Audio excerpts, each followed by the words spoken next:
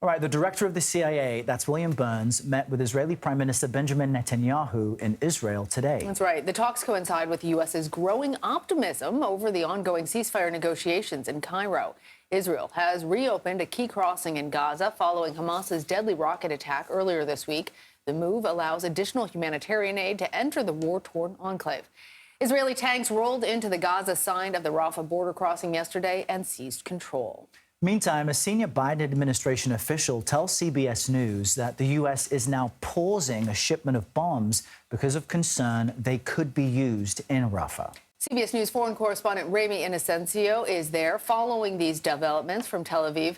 So, Ramy, let's start with CIA Director Bill Burns. He met with Prime Minister Benjamin Netanyahu today in Israel. Anything you can tell us about how those talks went?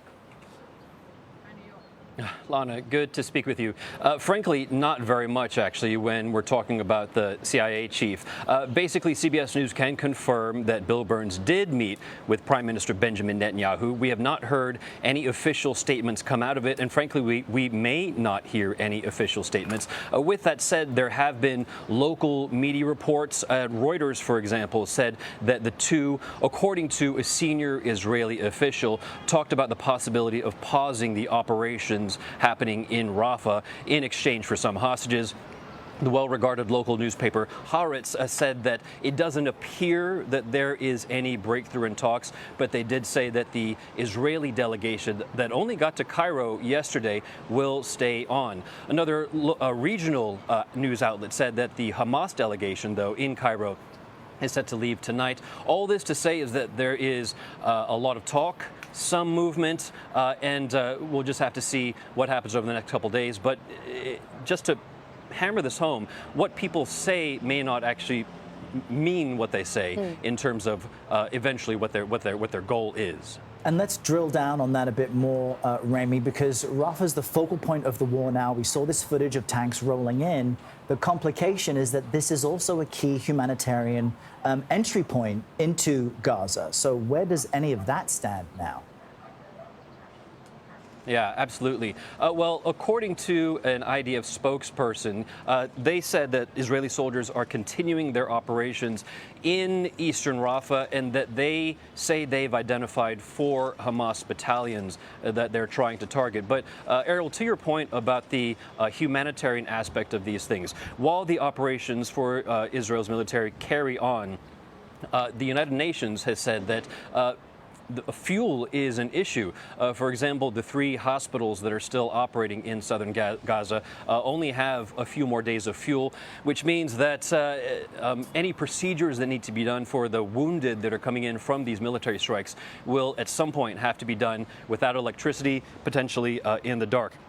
The UN does say also that about 50,000 people in Rafah have now evacuated from the city and from the region. But our own CBS News producer, Marwan Al-Ghul, who is in Gaza, has said that there are about 250,000 people in the region, which means that there are only about 20% of those people who have left, meaning that there's still a lot of people left in terms of what might happen to them as these Israeli strikes carry on.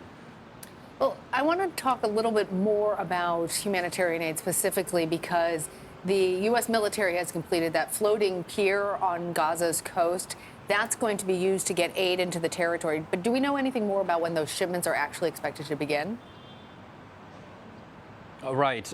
No, we haven't gotten any official word just yet about those shipments by sea. And the potential reason for this, what we're being told, is that there is a weather forecast of high winds, and that has a knock-on effect of having high seas on the Mediterranean. We were at the port of Ashdod earlier today. That's about 30 miles south of Tel Aviv. And what we saw there was that's where the pier is being completed. We understand that that has now been completed according to the Pentagon. And once the seas, the winds die down, it's expected to be towed to the Gaza coast. And from there, once it's installed onto the shore, the Pentagon also says that there is a U.S. flagged cargo ship that's about a couple hundred miles north of here in Cyprus that will then make its way and be the first aid delivery by sea to Gaza. All right, Remy Inocencio. Thank you, Remy. Thanks, Remy. Now we want to bring in CBS News national security correspondent David Martin. You see him there joining us from the Pentagon. David, this seems unprecedented. Explain more about what we know of the U.S.'s decision to postpone or pause this delivery of military weapons to Israel. Well, let me just add the latest development, which is that Defense Secretary Austin, who is testifying on Capitol Hill this morning, has just confirmed that the U.S. indeed has paused what he calls one shipment of high payload munitions. Now, the most important thing to know about that is that this sends the message that U.S. support for Israel, which the Biden administration has repeatedly said is ironclad, is no longer unconditional. And specifically, what has happened is that the U.S. has paused a shipment of 1,800 2,000-pound bombs and 1,700 500-pound bombs, and has explicitly linked that pause to the Biden administration's opposition to Israel's plans for a ground invasion of Rafah. Weapon shipments are the one real source of leverage the U.S. has over Israel, and now for the first time since the war with Hamas began, they have used it.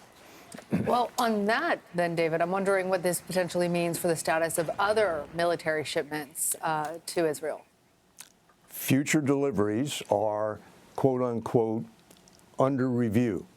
And those are future deliveries of specifically kits that make those 2,000 and 500-pound bombs precision guided and make them easier to use in urban areas, which is what the U.S. does not want to see. Now, Secretary Austin said no decision has been made on either the one shipment that's been paused or on any of these future deliveries. But weapon shipments are now on the table. And what else is on the table is Republican criticism, most vociferously this morning from Senator Lindsey Graham, who called any holdup of shipments to Israel, in his words, obscene and absurd. All right, David Martin, thanks for that update, joining us from the Pentagon.